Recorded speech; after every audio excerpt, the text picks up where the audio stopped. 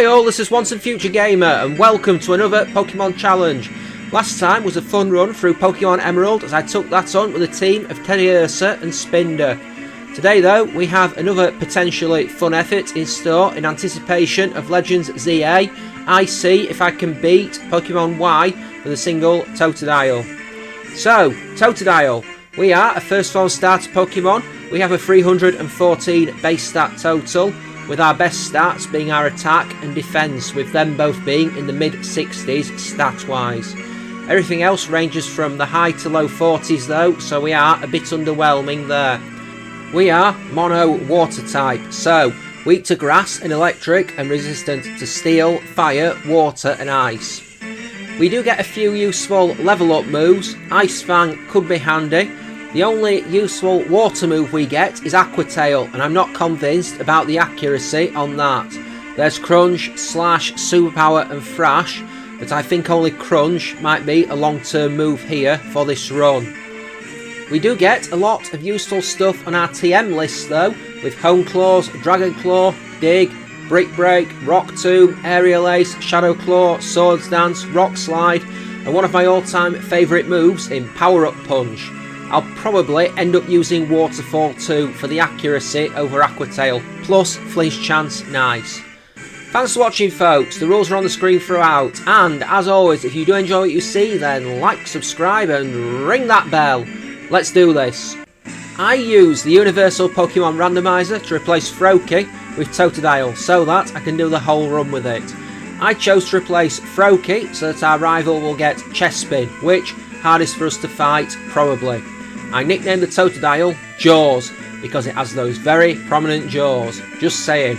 I did later have the idea to name her Way Bigger Jaws as a Family Guy reference, but this didn't occur to me at the time. We have the relaxed nature, so less speed and more defence. It's very meh. I don't love it, but I don't hate it either. We fight Shauna soon after and her Fennekin. So, the Firefox is faster and hits us with some Embers and Scratchers as well as a Leer. Considering we should resist fire moves, Ember does do decent damage, which I will say is somewhat worrying. Our Scratchers do decent damage though, and soon a point is reached where we can take the Fennekin out and give ourselves a win. I get Super Training soon after. I don't use Pokemon Ami in Gen 6 runs, but Super Training is fine since it saves us a ton of grinding to work out our EVs. I decide to focus on attack and speed. I know we have the lowered speed nature, but what can I do?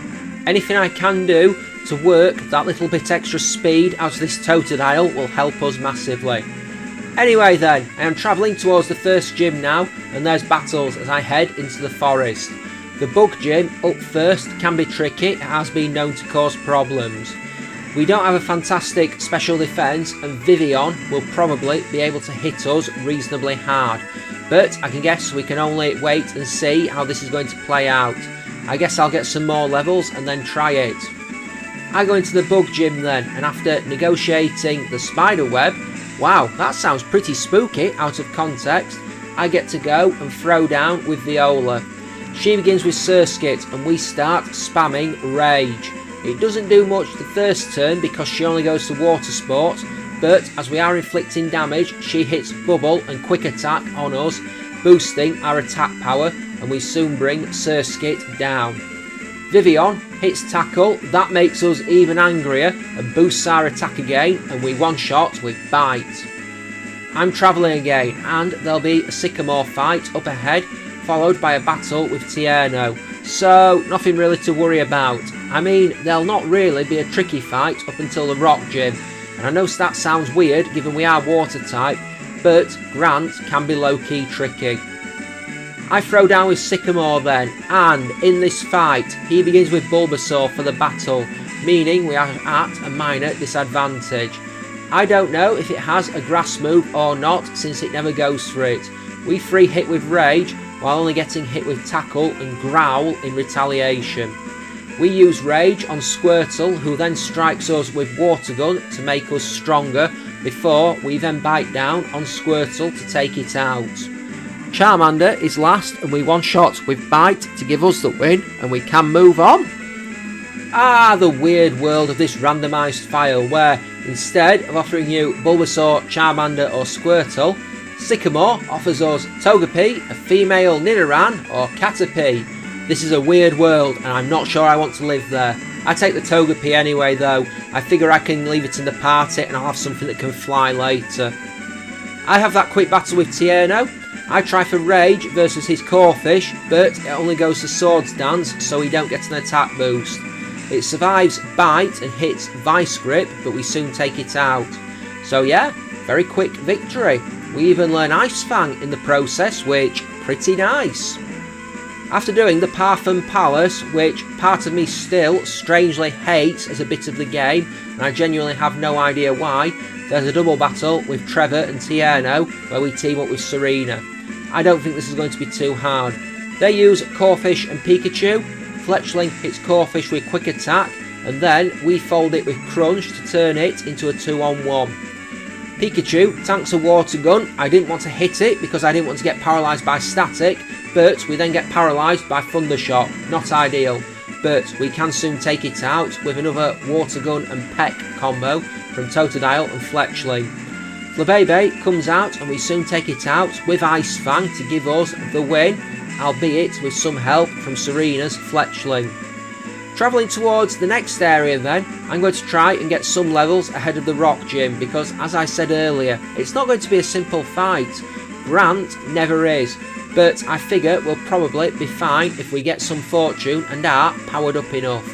There'll be a rival fight after that, which might not be too bad, the Fighting Gym, which should be fine, another rival fight, and then the normally easy Grass Gym. Will it be easy this time? Well, we do have an ice move, but if we are getting hit with grass moves, it may cause us some problems, so we shall see. While I am exploring Solage City, just in case you were wondering, I took the green bicycle. Actually, yeah, YouTube algorithms, yada yada yada yada yada. It is time for Grant then. We have climbed up to face him, and I can only hope that an 8-level lead is enough to make this fight relatively smooth and simple. I doubt we'll be that lucky though. He begins with Amora, who tanks our Water Gun and hits a Rock Tomb on us to lower our speed. We then get tagged with Thunder Wave before dropping Amora with another Water Gun. Tyrant comes in and outspeeds and hits Bite, but we bite back with Ice Fang to put it on red health. Grant heals, we get fully paralysed in the same turn and bit again before we freeze Tyrant with Ice Fang and then take it out with Crunch when it fails to defrost. That could have gone so much worse. 2 badges down. Let us do some Totodile trivia then. In Smash Bros Melee and Brawl, it was the only Gen 2 starter Pokemon to appear as a random trophy, not in a Pokeball. A lot of its Pokédex entries talk about how its jaws are powerful and capable of crushing anything. Some entries talk about how it thinks it is playfully nipping but can actually cause serious injuries. It is even recommended not to turn your back on it.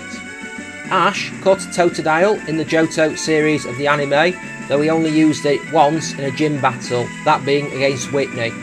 He did use it in the Silver Conference though, including in his final battle with Harrison, where it beat Sneasel but lost to Hypno. He didn't use it in the Gen 4 anime when he brought some of his old team members back to the Sinnoh League, though it did make a reappearance in Journeys. Marina also had a Totodile. It appears to be based on a baby crocodilian. The yellow markings on its chest may be a reference to the yellow stripes on young American alligators. In Pokemon Sleep, Totodile and its evolutions are revealed to sleep with one eye open, just like crocodiles in real life. The crest on its back is similar to the Mohawk, which may allude to its boisterous personality. Its name may be a combination of Tot and Crocodile. Not a huge amount of trivia or crazy Pokédex entries either. Shame. What I've always found is if it has entries in the Alola games in Sun, Moon, Ultra Sun or Ultra Moon, those Pokédex entries are usually straight up crazy to read, but unfortunately not the case for Totodile. In the Tower of Mastery, we actually lose the first Serena fight, but the second attempt is actually a sweep, which, interesting. She begins with Meowstic, who uses Light Screen, but we one-shot with Crunch. Quilladin is second, and although we are at the type disadvantage, we drop it with Ice Fang. Last is Absol, who we face down and then one-shot with our new Aqua Tail technique. Well, that went well, I think. Karina is the third gym leader, and I can get one of my favourite TM moves after this battle. So I scoot off into the gym to face her, or skate off. That'd be a novel idea for a Pokemon game. Get a scooter instead of a bike. Anyway, she begins with Mienfoo, who we immediately one-shot with Aqua Tail to send it flying out of the arena. Hawlucha is second and hits Flying Press before barely surviving Aqua Tail. Karina heals, and Hawlucha then tanks an Ice Fang, and I call for Rage as she heals again. She then uses Power Up Punch to enrage us, and we one-shot with Ice Fang. Machoke is last, we strike Aqua Tail to bring it down and give us the win. I'm on the way to the next gym now, and I'm not expecting it to be too rough. I mean, I may be wrong, but we shall see. There will be a rival fight to get through first though. And on the subject of that, we face off with Serena, who wants to see Mega Evolution, but is probably going to be badly disappointed in that sense.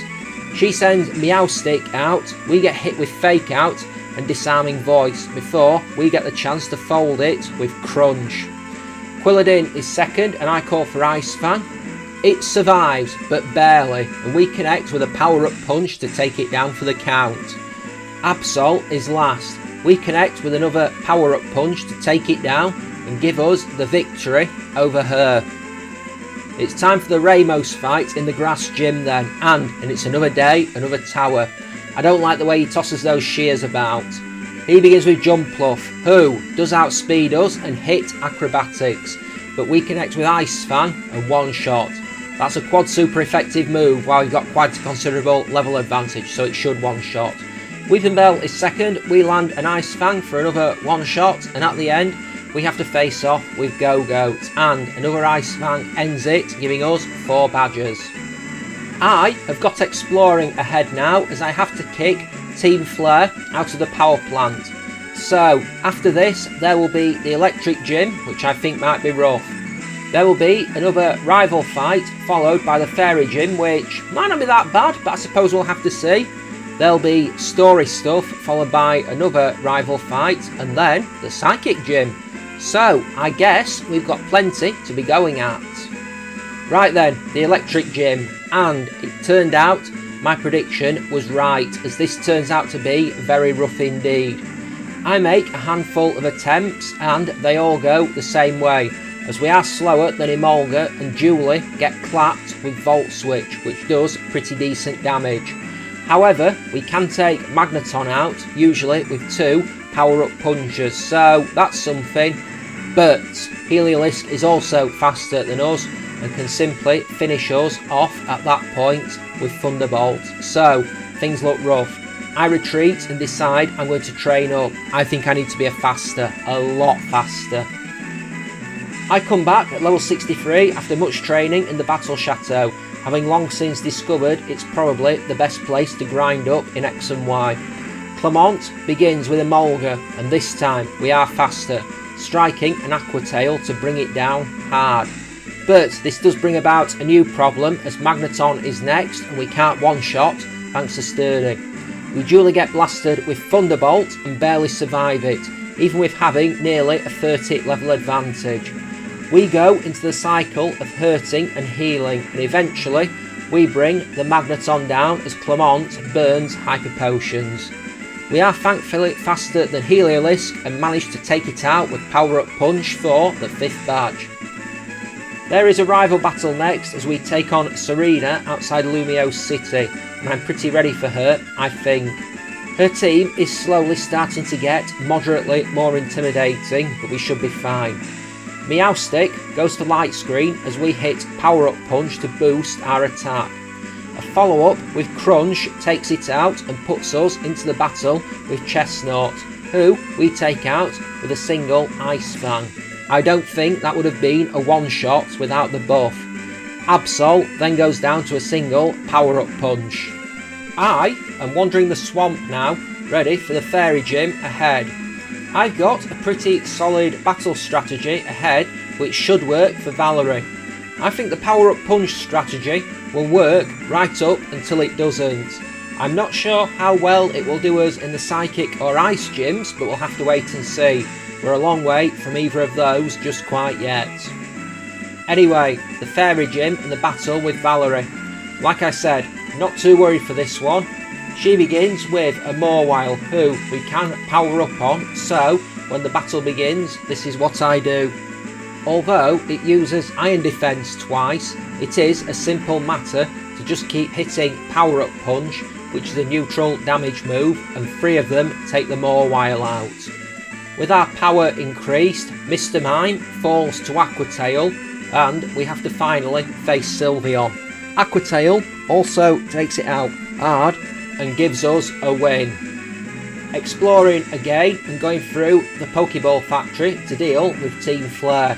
For some reason, in the script here, I wrote Team Aqua. I'm not sure why. It feels like there is a huge gap between this point and the next gym. It's probably not as large as I think it is. It's definitely not as large as the gap between Gyms 1 and Gyms 2 in this game. That is for absolutely sure. As I go through Frost Cavern, the question permits. What's going on with the channel then? More of the usual stuff. Nightfire was still being uploaded at the time of writing. It was actually doing pretty well with view count, in contrast with most of my usual stuff. The TCG stuff I recorded was still being worked through.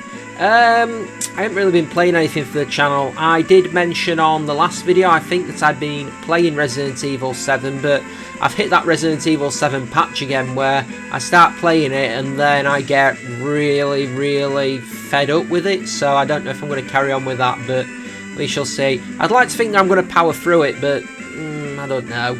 It's weird because I'm not doing it for the channel. It was one of the first things that I play on the channel, but I've been replaying Village for fun for my own time lately, and I do really like Village, but like I say, 7 I just can't get into. In terms of challenges, well, at the time of writing, it's intended that the next challenge would be Pokemon Heart Gold with only Headbutt Tree Pokemon. However, I'm not sure when that will be out. So, here's the thing. I mentioned it on the last video that things might be about to change in my life. They are about to change massively as I got a new job. For the last 12 years or so, I'd worked nights, I'd figured out a routine for making these videos. Now though, I'm not going to be doing that anymore, so I need to figure out the routine for making these videos. Recording them won't be an issue. Recording audio and editing them might be an interesting experience, but we'll see. I'll figure out a way, it may just take time. It's a huge life change and one I'm really welcoming for, but for the initial phase there will likely be some upheaval, but we shall see. Before we can enter the Psychic Gym, we have to deal with Serena again. Still not worried. Meowstic hits us with Fake Out and Disarming Voice before we manage to land the hits with Power Up Punch. I punch her again, but we get tagged with Psychic and Disarming Voice. Finally, we strike out with Crunch and take Meowstic down. Worth it for the power boost. Chestnut, we outspeed a one-shot with Ice Fang before Absol is third and we one-shot with Power Up Punch. Vaporeon is last, and although we do get struck with Muddy Water for meagre damage, we do manage to two-shot with Power Up Punch, which means we can move on.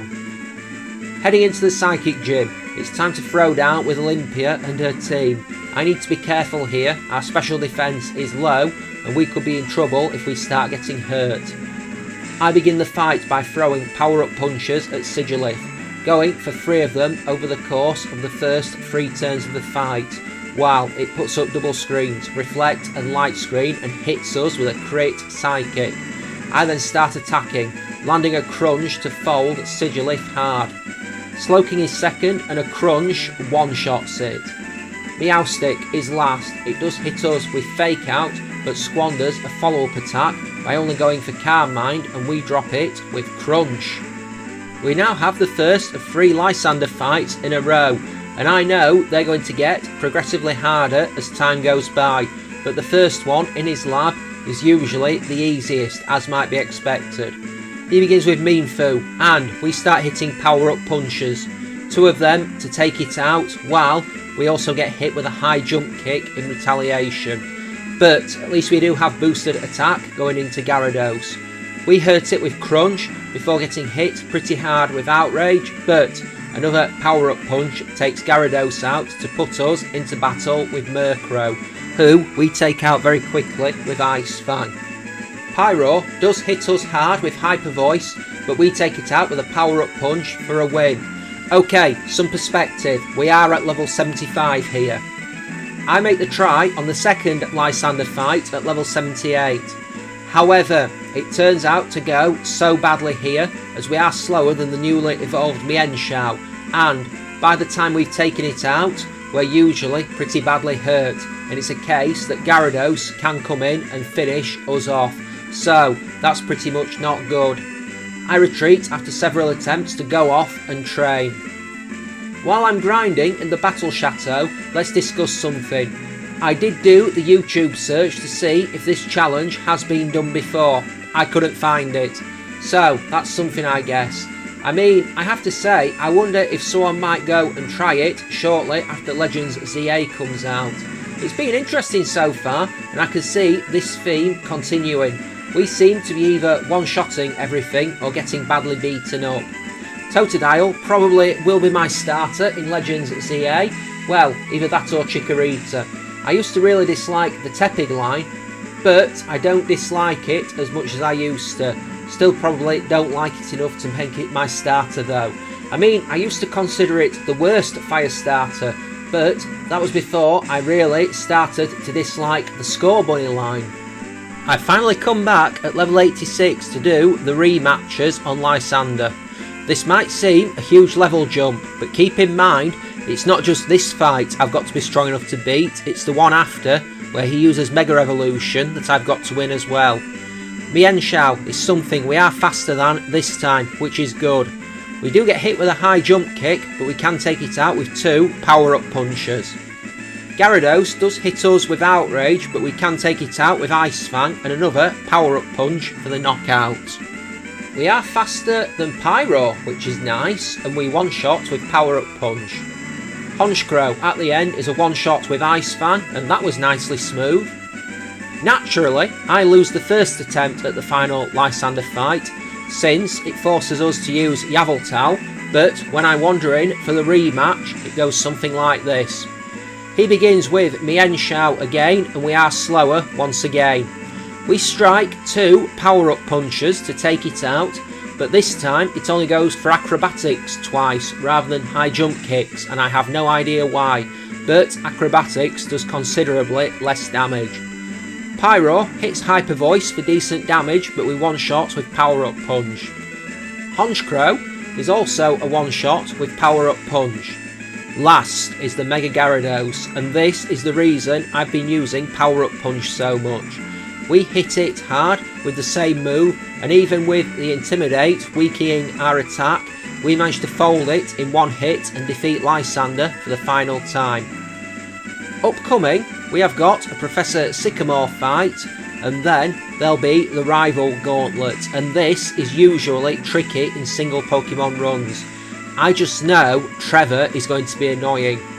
I feel like the Ice Gym might be somewhat tricky too.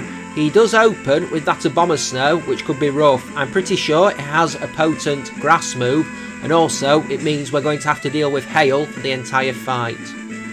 Professor Sycamore then, and he uses the final evolved forms of the 3 Kanto starters in battle. He begins with Venusaur, and I'm not in any mood to mess around. We strike an Ice Fang to bring it down for the count and put us into battle with the Blastoise. We hit a power-up punch, but it counters with a weak Water Pulse before we take it out with Crunch. Last is Charizard, but Aqua Tail brings it down hard and gives us the win. Time for the Rival Gauntlet then. Shauna, Tierno and Trevor, one after the other with no checkpoint. We do get healed up after the second fight, but it's scant consolation if the third one is a loss. Shauna is up first and she begins with Delcatty. We punch that kitty right in the face with power-up punch and one-shot it. Goodra is second, and although it might look intimidating, we one-shot with Ice Fang. Last is Delphox. We fold it with Crunch to give us a win. Tierno is second straight after, and he begins with Talonflame, who hits Acrobatics on us. We then miss Aqua Tail, and this is probably the reason why I'll replace it with Waterfall. Another Acrobatics connects, we take it out with Aqua Tail at the second attempt. Thankfully, no burn. Roserade is a one-shot with Ice Fang before Crawdont is last, and although it goes for Swords Dance, we do 2 shots with Power Up Punch to give us the win. And of course, Trevor turns out to be annoying, but even more so, as we make it through Raichu and Florges with relative ease. Raichu does get us with Thunderbolts, but it doesn't do as much damage as I thought it might, and Aqua Tail takes them both out. However, Aerodactyl gets us with Supersonic. We hit ourselves twice in confusion, and that's pretty much all that was written, as it takes us out with Ancient Power. I eventually get another shot at Trevor. He begins with Raichu, and we one-shot with Aqua Tail. We are faster, which is pleasant, and we also don't get paralysed off static, which, nice too. Florges is a one-shot with Aqua Tail too, and at the last, we face Aerodactyl. It misses Supersonic this time, and we one-shot with Aqua Tail to give us a win. Ice Gym time then. I don't mind the puzzle in this Ice Gym, which is a change because normally Ice Gym puzzles are horrific. Wulfric does take a few efforts though, and eventually we get a run that looks like this. He begins with Abomasnow, which is an immediate problem. Not only do we have to contend with the hail blocking our healing, but it hits a potent energy ball. We take it out with 2 power-up punches though. We strike Avalugg with power-up punch for about half its health before it goes for Curse. I then realise we have to be in Torrent range, and we hit Waterfall to take it out with our +3 attack, boosted by Torrent. Cryogonal outspeeds and hits Confuse Ray, but we fight through and down it with Power Up Punch. We are on the way to the Pokemon League then. We'll have to battle Serena shortly. Then there will be the Elite Four and Champion. I can see Malva not being a problem, but the other 3 we may have 1 or 2 issues with. Wickstrom can be annoying. Drasna might not be too bad if we can tank special hits from her team, and Seabold I think might be harder than you'd think. Water types are not something we're set up fantastically well to fight if they have a secondary type that resists one of our better moves. We will see. Serena takes a few efforts of feeling her out, but eventually we get a run that looks like this. She begins with Meowstic. In some efforts I powered up, in some I didn't. Powering up is better here. We get hit with Fake Out and a few Psychics, but we also use Power Up Punch twice. By the time we're ready to strike back, we're on red health and down Meowstic with Crunch. Chestnut is second, and Ice Fang is not enough to one-shot without buffs, but we manage the one-shot here and bring it down. Altaria is a one-shot with Ice Fang, and out next, Absol is a one-shot with Power Up Punch. Vaporeon is last, and at the very end, we one-shot with Crunch for the win. As I stand in the Pokemon League then, here are our stats at level 97. There's nothing wrong with that attack stat, it's pretty good. An attack hasn't been the issue throughout, to be fair. Our special defence is pretty bad. Considering we have max speed EVs, our speed is worrying. But then again, that reduced speed nature isn't helping us. And I think sooner or later, that low speed stat is going to cost us. Moveset is fine, I'll say that. Dragon Dance would solve a lot of issues, but oh well, we can't get it, so no point lamenting. Take your guesses on if I can do it at this level or not. Right now, folks. Let's do this. Cue that Gen 5 gym music. Fire Trainer Malva is first, and we do actually lose a first effort, believe it or not, thanks to trying to power up on Pyro, and we get outsped and 2-shot with Hyper Voice. On the second attempt, I don't play around, and after being blasted with Hyper Voice, we hit Waterfall straight away and down Pyro. Talonflame hits Brave Bird, but we survive on red health, and I am so glad Talonflame doesn't have a better attack stat before we take it out with Waterfall. Torkoal is a one-shot with Waterfall when it comes out, and so at the end is Chandelure, meaning we take the win. I do make some tries on Seabold, but this is a horrifically gruelling fight, as each of his team is capable of messing us up in their own way. Clowitzer hurts us bad with Dragon Pulse attacks. Gyarados has Intimidate and Dragon Dance, which means it's going to hurt us even more when it does hit us, and even if we do make it to Starmie in the back, we are slower, which is problematic, and by that point it can usually just outspeed and finish us off in our weakened state. So I bow out and decide I'm going to do the others first.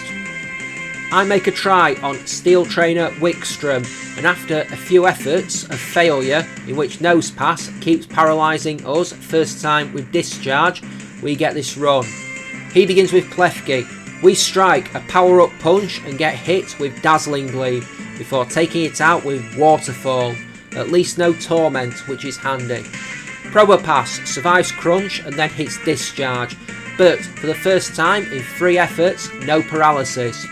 Wickstrom heals, and then we just keep lamping it with Power Up Punch, keeping in mind we can't one-shot no matter how strong we get. We eventually get him to burn through his Hyper Potions and bring it down. Aegislash is third. I know what's going to happen, but we don't have a non-damaging move, so we hit the King's Shield with Crunch, which lowers our attack, but the second time our Crunch hits and takes it out. Scizor is last, and thankfully we one-shot with Waterfall. Dragon Trainer Drasna is third, and this actually goes really well. I am surprised that this was a first try victory, but given the circumstances it maybe wasn't too surprising. She begins with Dragolgi. We hit an Ice Fang while getting struck with Thunderbolt. She barely survives that Ice Fang, so I know she's going to heal, and so I go for a Power Up Punch as my free hit, and then at the second attempt we take it out with Ice Fang. In second, she sends out Altaria and we one-shot with Ice Fang. Noivern is third, and although it does hit Dragon Pulse, the move doesn't hurt as much as I thought it would, and we drop it with Ice Fang. Last is Druddigon, and we take it out with Ice Fang for the win, despite being hurt with the rough skin. Seabold then, and this takes a lot of tries, largely due to the reasons that I laid out earlier. I even raise our level to 100, but given we were trying him at level 98 before, it doesn't make a huge amount of difference. Eventually though, he begins with Clowitzer.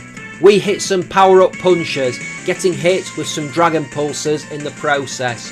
Thanks to a heal, we managed to 4-hit Clowitzer, and we are badly hurt despite recovering health slowly with the leftovers. Gyarados is second. We hit Ice Fang, getting a freeze, only for it to 4 out on the same turn and go for Dragon Dance. Seabold heals, we use another Ice Fang and get a high damage roll this time to one-shot. Barbaracle is a one-shot with Waterfall, and last is Starmie. We probably don't have enough health to survive Psychic, but Seabold throws the fight and uses Light Screen, meaning we can one-shot Starmie with Crunch. Well, what an idiot. Just the champion battle then, and I am not that worried, you know. She is never too bad in this game. She has a lot of common weaknesses that I think we might be able to exploit. So, she begins with Hawlucha, who is probably going to outspeed us. It goes to Swords Dance twice. My prediction about outspeeding was right, but we use Power Up Punch and Ice Fang to take it out. That might be the biggest obstacle on her team right there. Aurorus is second, and we one-shot with Power Up Punch. Gorgeist is third, we one-shot with Crunch. It's going well so far. Tyrantrum is fourth, and we one-shot with Power Up Punch. Goodra is fifth, and we one-shot with Ice Fang. Last is the Gardevoir, and although it Mega Evolves, we strike the Waterfall to take it out. And with that being that, we've won the run and we can enter the Hall of Fame along with our Totodile. Well, that was interesting for sure. I mean, I had some fun. I mean, I know the Gen 2 starters aren't always the most popular of starters, but I'm going to be honest, I love them. And I have actually used all 3 Gen 2 starters in challenges now. I just realised this when writing it. Chikorita in White 2, Cyndaquil in Emerald, and dear me, that was horrible in hindsight. And now this. I've not used any of the Gen 3 or Gen 4 starters in challenges, or the Gen 6 or Gen 7 ones, but I have used Tepig from the Gen 5 starters, as stated. Maybe I should do an Oshawott or Snivy challenge at some point. I feel like I've been critical of the Oshawott line at points, I realise this. It's just Samurott I don't particularly like out of that line. Oshawott and Duott would have been absolutely fine as a 2-stage evolution line that was a starter. You know, sort of the Unova equivalent of Psyduck and Golduck, something like that. There is possibly a better example of that. Yeah, Weasel and Floatzel. Very, very common similarity. That would have been a fine parallel. I wouldn't have a problem with that. Anyway, thanks for watching, folks. I hope you enjoyed. You know what? I've just got to go back to this. I hate the fact that Samurott was a starter in Legends Arceus. If you did enjoy the video, please don't forget to leave a like, call out with a comment, or smash that subscribe button. Still trying to grow the channel. Join me again next time for another Pokemon challenge as I see if I can beat Pokemon Heart Gold with a team of only Headbutt Tree Pokemon. Could be interesting. I'm still going to try and keep to the fortnightly schedule, but we'll have to see how it plays out. It will work or it won't. There's no middle ground in this sense. I am looking forward to that next run. And I'll still try to get to the point where I can play Legends ZA on the channel. I am going to jump off here, folks. Thanks for joining me. Take care, have a great day, and see you next time. So long, farewell, bye-bye.